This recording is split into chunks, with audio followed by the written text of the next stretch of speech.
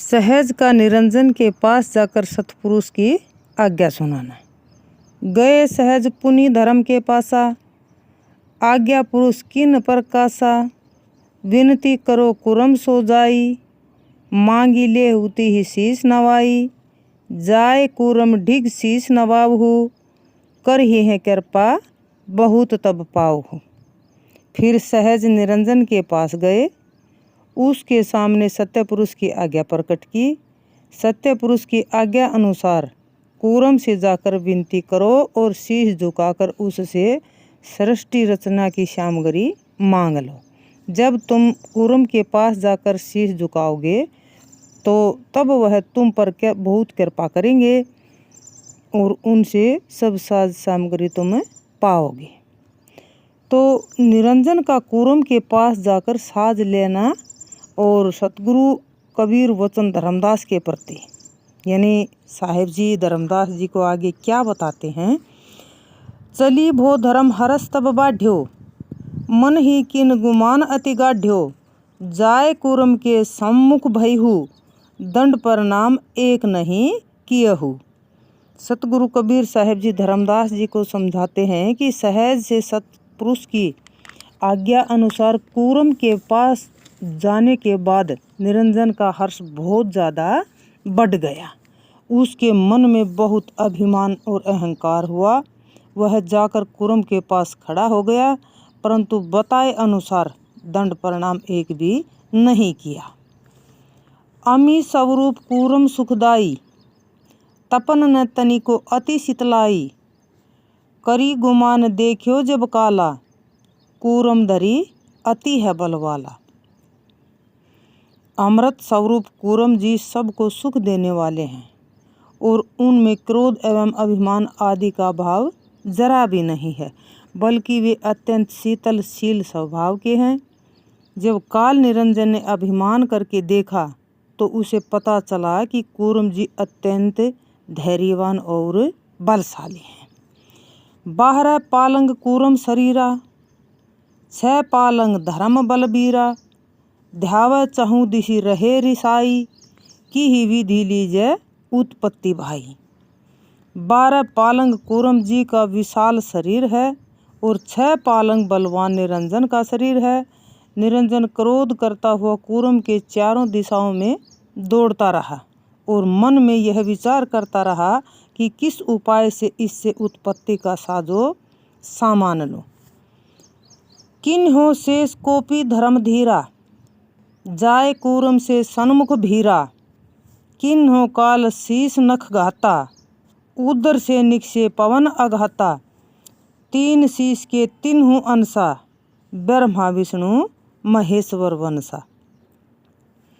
तब निरंजन ने बहुत रोष और क्रोध किया और जाकर कूरम के सामने भिड़ गया। फिर काल निरंजन ने अपने तीखे नाखूनों से कूरम के शीश पर आघात यानी प्रहार किया। प्रहार करने से कूरम के उदर से यानी पेट से पवन निकले। उसके शीश के 3 अंश सत तम रज गुण निकले। आगे जिनके वंश ब्रह्मा विष्णु और महेश हुए। 5 तत्व धरती आकाशा, चंद्र सूर्य उडगन रहिवासा। निसर्यो नीर अग्नि शशिशूरा, निसर्यो नभ ढाकन महिथुरा। 5 तत्व धरती आकाश चंद्रमा सूर्य और तारों का समूह उसके उदर में थे। उसके आघात से पानी अग्नि चंद्रमा एवं सूर्य निकले और पृथ्वी जगत को ढकने के लिए आकाश निकला। मीन शेष वराह मही थम्मन, पुनि पृथ्वी को भयो आरंभन। छीना शीश कूरम को जब ही, चले प्रवेश ठान पुनि तब ही। फिर उससे उदर में पृथ्वी को थामने उठाने वाले वराह, शेषनाग और मत्स्य निकले। फिर पृथ्वी सृष्टि का आरंभ हुआ। जब काल निरंजन ने कूरम का शीश काटा तब ही उस स्थान से उसके रक्त जल के स्रोत बह चले। जब ही परसेव बूंद जल दीन्या, 49 कोट पृथ्वी को किन्या। सिर ताय जस परत भलाई, अस जल पर पृथ्वी ठहराई। जब उसका रक्त में श्वेत एवं जल मिला तो उससे समुद्र बना। 49 कोटि पृथ्वी का निर्माण हुआ। जैसे दूध पर मलाई पड़ जाती है ऐसे ही जल पर पृथ्वी ठहर गई। वराह जंत रहु मही के मूला, पवन प्रचंड मही सथूला।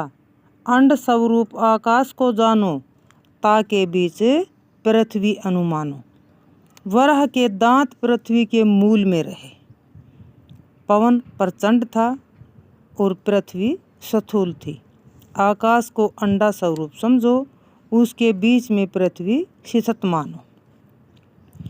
कूरम उदर सुत कुरुम उत्पानो, तापर शेष वराह को थानो। शेष शीश या पृथ्वी जानो, ताके हठे कुरम बरियानो। कीर्तम कूरम अंड के माही, कूरम अंश सो भिन्न रहा ही। आदि कूरम रह लोक मंझारा, तीन पुनि पुरुष ध्यान अनुसारा।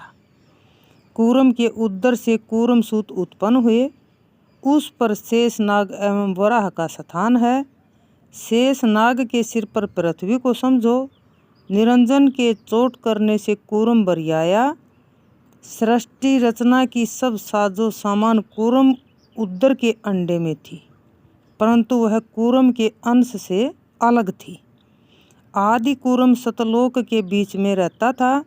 निरंजन के आघात से पीड़ित होने पर फिर से उसने सत्य पुरुष का ध्यान किया। निरंकार किन हो बरियाया, काल कला धरी मोह पह आया। उदर विदार किन उन मोरा, आज्ञा जानी किन नहीं थोरा। सतपुरुष से शिकायत करते हुए कूरम ने कहा कि काल निरंजन ने मेरे साथ दुष्टता की। उसने मेरे ऊपर अपने कला कौशल का यानी संघर्ष करते हुए बल प्रयोग किया है। उसने मेरे पेट को फाड़ डाला है। आपकी आज्ञा जानते हुए भी उसने उसका जरा भी पालन नहीं किया। इससे आगे सतपुरुष जी कूरम को कल समझाएंगे और धर्मदास को ये सारी बातें बताएंगे। और आप भाइयों का बहनों का कमेंट मैंने पढ़ा है, सभी का सुझाव अच्छा है। आपकी बातों का ख्याल किया जाएगा, उस पर अवश्य गौर की जाएगी। सतपुरुष के जितने भी जीव हैं सादरपूर्वक सम्मान किया जाएगा। तब तक के लिए अपना ख्याल रखिएगा। आपको सत साहेब।